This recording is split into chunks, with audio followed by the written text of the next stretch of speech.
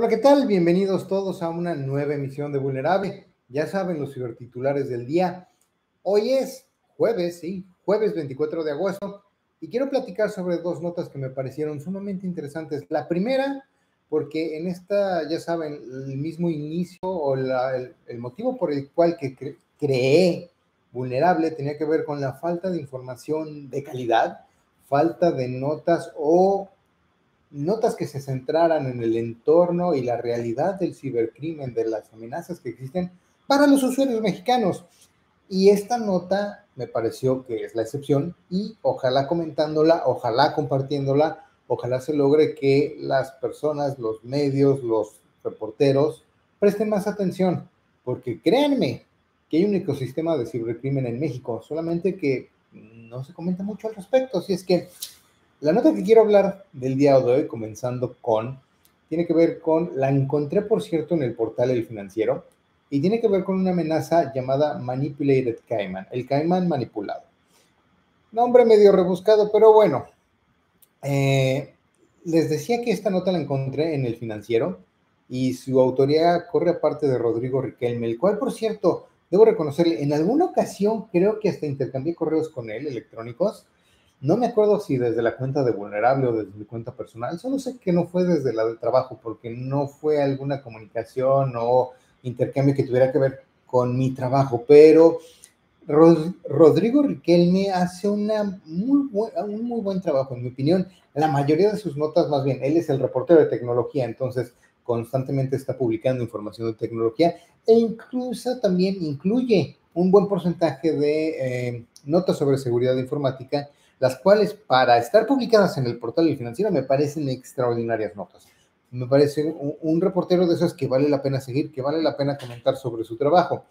Y en esta ocasión, él hace la nota en El Financiero para describir la amenaza esta de el caimán manipulado. Entrevistó a Jairam de la empresa Security, el cual me parece que es una persona bastante conocida en la industria de seguridad en México. Lo entrevistan en muchos lados cuando llega a ver algo relacionado o algo relevante en el mundo de seguridad. Lo entrevistan en Más TV, lo he visto en varios noticieros, radio y televisión, y por supuesto en prensa escrita.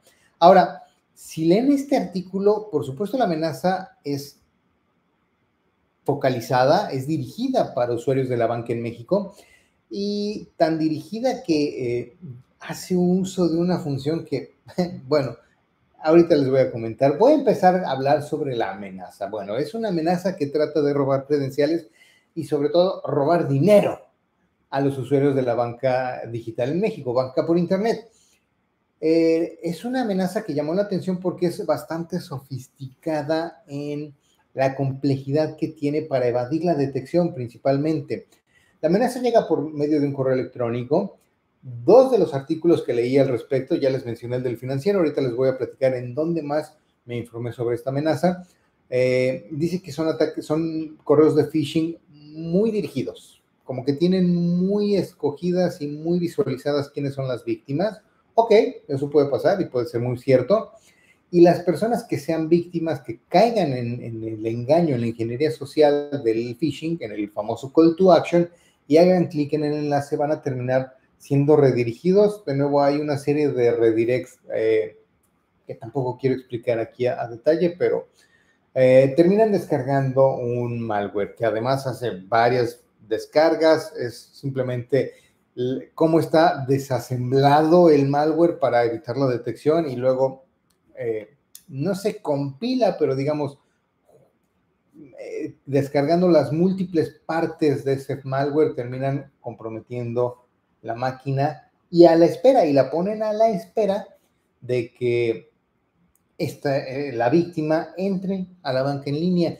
Mencionan específicamente al portal online de BBVA en México. No sé si sea el único usuario, digamos, si es el único portal bancario o la única institución financiera que está siendo dirigida a sus clientes esta amenaza. Pero en fin, les decía que hay una cuestión bastante interesante. Después del phishing, la primera amenaza o el primer código que se descarga en la máquina lo que hace es verificar la dirección IP de la máquina en la que está descargada. Y si no es una dirección IP en México, el malware no se instala, no se ejecuta. Es bastante interesante. A ver, pensando como los cibercriminales o queriendo pensar como ellos, no entiendo por qué hicieran esta función.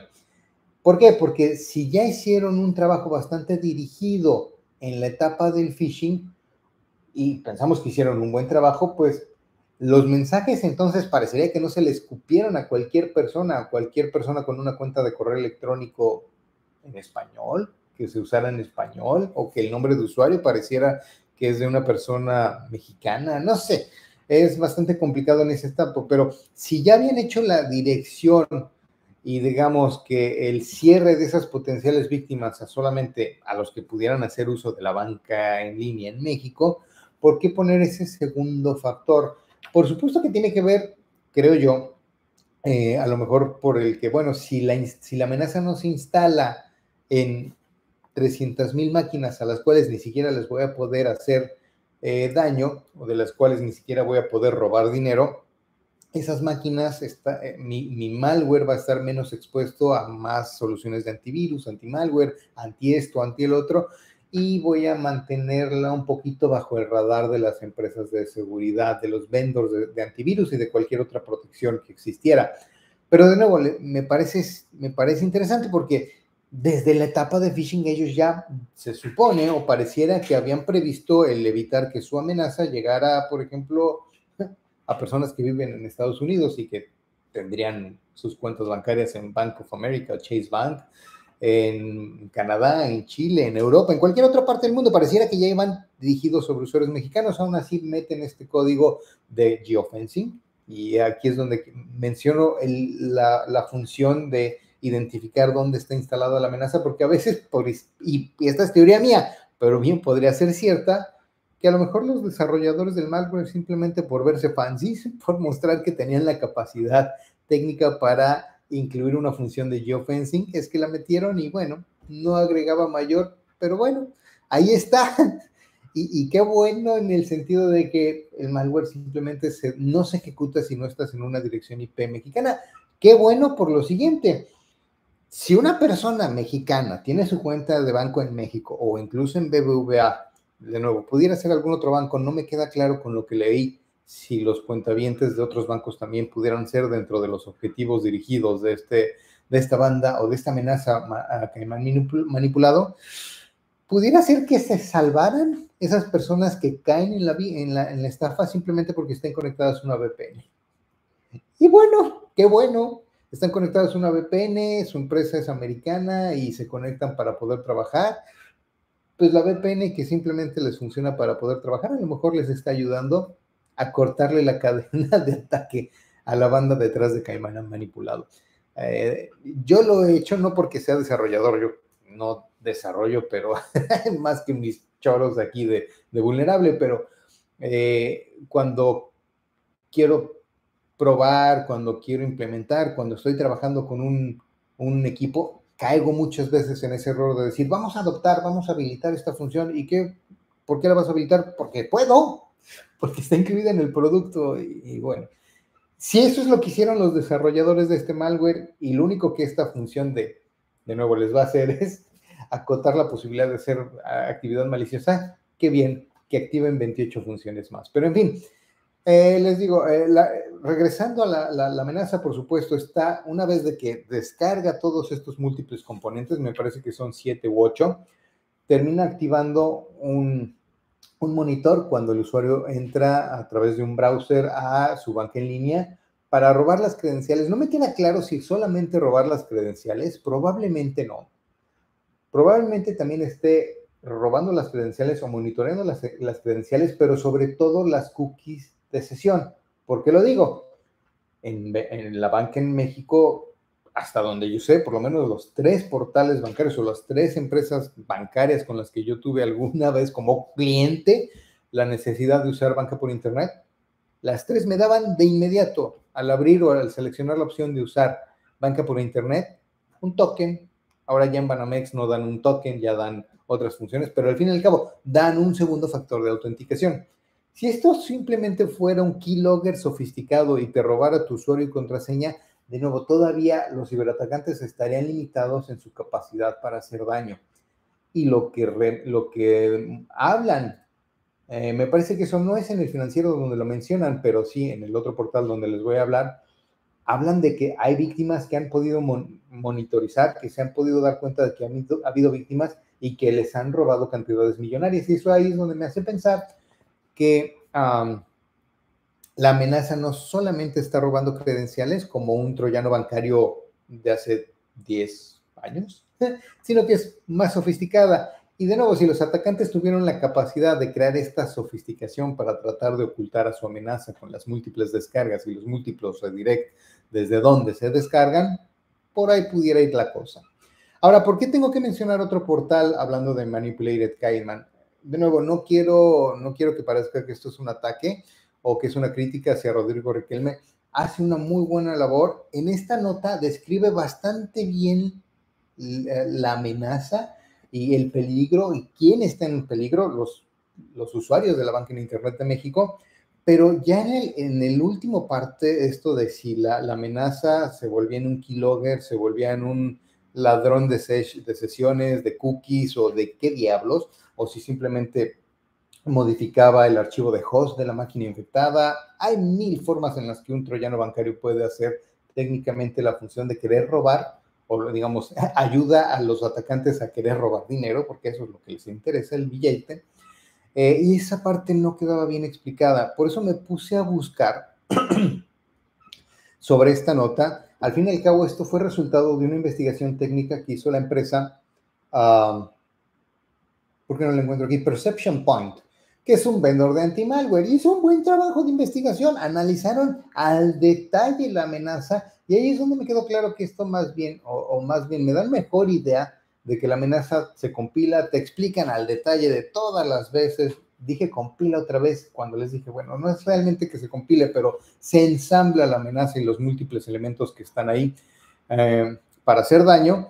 Y te describe el detalle y lo más importante en la página de Perception Point, la cual ya saben está ligada en la descripción de este video, pueden encontrar todos los indicadores de compromiso. Si son una empresa, si tienen capacidades o herramientas de monitoreo, vayan a la página de Perception Point, vean las IPs, vean los hashes, vean las llaves de registro que están ahí y empiecen a verlas en su entorno, empiecen a analizar si su red pudiera haber máquinas que estuvieran comprometidas por esta amenaza Manipulated Cayman.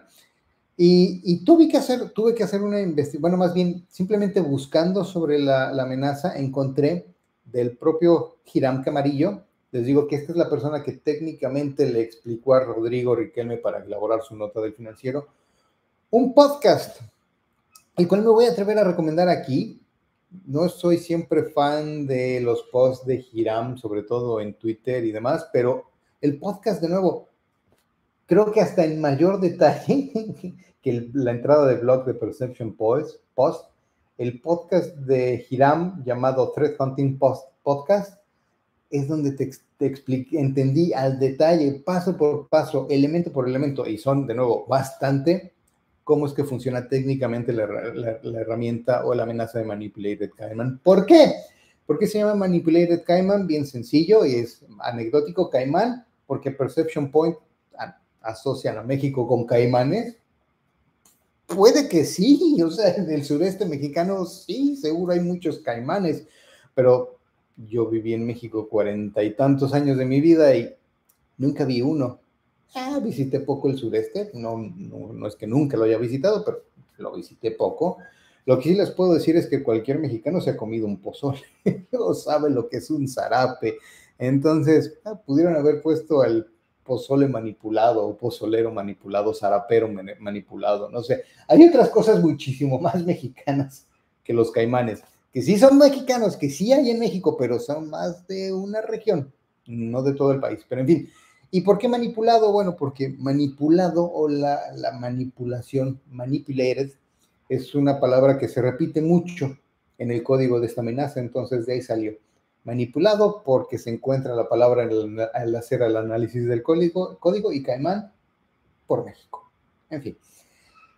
Me paso rápidamente a la segunda nota, la cual es No, ya no es de México, pero me parece interesante porque en México y en todo el mundo se adopta y se usa y se habla del cloud en todo momento. Y aunque esta no es una nota específicamente de cloud, sí lo menciona al tercer nivel y ahí es donde quiero ahondar al detalle. La nota es del portal Business Insider y habla sobre las promesas rotas de la tecnología, la cual, por cierto, sí ha roto varias promesas o ha hecho muchas promesas que ha tenido que romper o que el paso del tiempo demostró que eran más engaños publicitarios que otra cosa. Pero bueno, la primera promesa rota del portal habla del streaming, el cual iba a ser más barato y mejor, que no habla que rentar películas, es decir, no es la clásica evolución que siempre se usa de decir Netflix fue la evolución del blockbuster, sino hablan del cable. Entonces, hoy en día el entretenimiento se usa, o parece ser que todo el mundo ya coincidió en que lo vamos a consumir mediante streaming en lugar de seguir pagando suscripciones al cable. Porque prometía que iba a ser más sencillo, porque prometía que iba a ser más barato. Y ahora resulta que si ves los paquetes de muchos de los servicios de streaming que hay, ya no son tan sencillos. Ya no es un solo servicio, paga $9 al mes y tienes acceso a todo el catálogo, sino es que ahora tienes la opción con anuncios, sin anuncios. Con anuncios es más barato, pero pudiera ser más limitado. Tienes el paquete premium que te incluye sin anuncios y te incluye todo y te incluye aquello. Y de nuevo, ya no fue tan sencillo. O las ofertas de los proveedores de streaming ya no es tan sencillo. Y barato, por supuesto que no. Si hoy en día para consumir todo el entretenimiento que necesitas o que quieres ver, tienes que tener 4, 5 o 6 suscripciones de streaming, pónganse a pensar. Personalmente yo pago por YouTube, porque no me gusta ver anuncios. Pago por Amazon. Ahí es un pago que no considero de streaming porque realmente pago por tener los envíos sin costo, pero de añadido me dan el servicio de video. Bueno, bienvenido. Y cuando es temporada de la NFL lo uso cada jueves. Y también pago ¿por qué más pago? Pago por otro servicio de streaming. Bueno, pagué por un tiempo una especie de cable por stream. Estos canales, sí, eran canales que formaban de cable, pero te los enviaban por stream en lugar de por cable, literal. Aunque lo suspendí y ahora ya me acordé cuál es el que sí pago, que es el ESPN Plus, porque me encantan los deportes y los consumo. Y créanme que yo soy un usuario de muy poquito, de poco entretenimiento multimedia, pero muchas personas o muchas familias porque les gusta ver películas, porque les gusta ver series, porque les gusta ver eventos deportivos y porque tienen niños en la familia, tienen que estar suscritos a Disney Plus, a Netflix, a Amazon, a esto, al otro y aquello. Y cada una de sus suscripciones se van sumando, pero en fin, esa es una de las primeras promesas rotas del mundo de la tecnología y sí, por supuesto que sí. Se ve un entorno cada vez más complejo y menos alentador como en un principio pensamos que iban a ser. La segunda promesa rota es de Uber, la cual sí hay mucho. En un video, en un episodio de Vulnerable, hablé sobre los Uber Papers. Hay muchas cosas por detrás de Uber que en un principio, incluso yo pensé que iba a ser un servicio sumamente revolucionario, transformador y de vital importancia para el acontecer diario de nuestras vidas y para evolucionar y para hacer el transporte democratizado y disponible para todos y de bajo costo y evitar las mafias que eran las agrupaciones de taxistas, de transportistas y también los trámites gubernamentales. Bueno, hay muchas cosas por detrás de Uber que mucho de qué hablar, pero no es la nota de sino simplemente el tema de los precios. Me pareció sumamente interesante una persona, un periodista que va a entrevistar al CEO de Uber para hacerle una nota. Fue al lugar, no sé si haya sido en la casa del CEO, no sé si fue en las oficinas de Uber. El caso es que fue en un Uber a presentarse a hacer esa entrevista. Y una de las cosas que le dijo al CEO de Uber fue: yo vine a Uber en esta entrevista, vengo desde tal parte. Era un viaje, hablan de 3 millas, arribita de 3 millas. Piensen en 5 kilómetros. ¿Cuánto crees que pagué por el Uber? Y el CEO de Uber le dijo: vamos a haber pagado como $20. ¿Saben cuánto pagó? $51 por ese viaje. De nuevo, de unos 5 kilómetros. Entonces, la promesa de que iba a ser más barato, ahora que Uber ya dijo, ya tengo una masa crítica de usuarios, ya no puedo seguir perdiendo dinero, ahora sí tengo que ganar, subió las tarifas y ¿dónde quedó lo barato de su servicio? Pero bueno, el tercer punto de estas promesas rotas del Business Insider habla de el cloud. Y una de las primeras cosas que me llamó la atención, y siendo este un podcast o un medio donde hablo de seguridad, es que decían, la promesa del cloud es que iba a ser más seguro y más barato. ¿Cuándo el cloud prometió que iba a ser más seguro? Prometió que iba a ser más conveniente, prometió que iba a bajar varias barreras de adopción, que iba a bajar los costos de inversión inicial para desplegar, implementar nuevos servicios tecnológicos, informáticos, digitales, lo que sea. Pero realmente la seguridad era parte, sí, de parte del marketing de los proveedores de cloud, sí, pero siempre hubo presente, no solo por privacidad, sino por múltiples cosas, la interrogante y la cuestión de la duda, la incertidumbre de la seguridad para cuándo y la seguridad cómo en la nube. Entonces, la seguridad no venía parte en el paquete de la nube, pero en fin, más adelante habla también de que incluso una empresa que es grandísima y sumamente importante en la industria de la nube, Google, incluso está haciendo una prueba o tiene un proyecto en el cual va a desconectar, a quitarle el acceso a Internet a algunos de sus usuarios. Y entonces dice la nota, bueno, si la nube es tan buena y Google es tan buena, más bien, el comentario es así, la nube es tan buena para todos, menos para el propio Google, como que abarata un poco el argumento de que la nube es para todos, y la realidad es que no es así. De nuevo, esta nota con las 3 promesas rotas vienen del portal Business Insider, pero para este punto en especial de cloud y sobre el artículo y la información sobre este programa de Google, en el cual va a tener algunos usuarios desconectados de Internet, algunos de sus empleados, cita a un artículo del portal CNBC, el cual por supuesto que le di clic y lo leí, y ¿qué creen? Es engañoso como se refiere Business Insider a este programa. ¿Qué es lo que pasa? Se dio cuenta Google que de varios de sus empleados, por sus funciones y que por su trabajo tenían que tener acceso a la plataforma informática donde viven muchos de los servicios y de la información de los clientes, de los usuarios de los servicios nube de Google, eran sumamente atacados, eran los dirigidos, los clientes que todos cibercriminales quería pegar.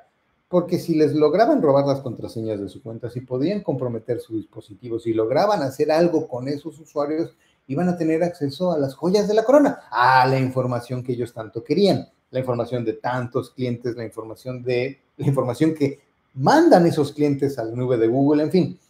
Era un entorno, un escenario bastante comprometedor, bastante riesgoso.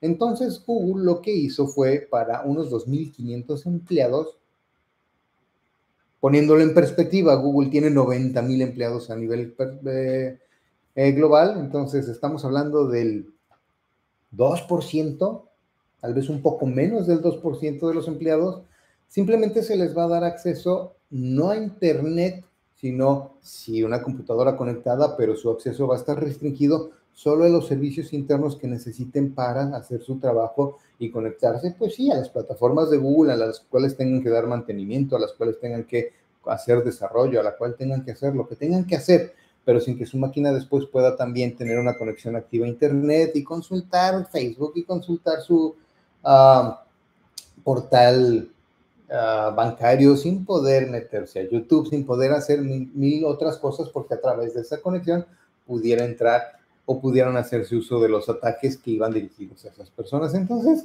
es un tanto engañoso. Sí, la nube, no sé si nos haya quedado de ver. Esto de también ahora que ya no es tan barato la nube, bueno, es que la nube nunca prometió ser barata por siempre, simplemente prometió que iba a ser muy barata al inicio y que ya no ibas a tener que gastar millones, tal vez decenas de millones para implementar un centro de datos o para tu nueva aplicación migrarla de una plataforma vieja a una nueva. Simplemente ibas a rentar los servidores y lo ibas a poder tener por unos cuantos miles de pesos, pero esos miles de pesos ya los ibas a tener que estar pagando mes a mes, a mes, a mes. Entonces, ¿fue una mala promesa? ¿Fue una promesa engañosa de la nube o simplemente también mucha gente dijo, voy a entender lo que me conviene entender? Y total, en 5 años me quejo de que me vendieron gato por liebre. Esas son las dos notas, los dos titulares del día de hoy en los cibertitulares de Vulnerable. Déjenme saber qué opinan, suscríbanse si les gustó y cada vez me estoy extendiendo más y más y más y más haciendo videos más largos. Hoy ya son las 11:24 y es hora de que yo, probablemente tú también, regresemos a trabajar. Hasta luego.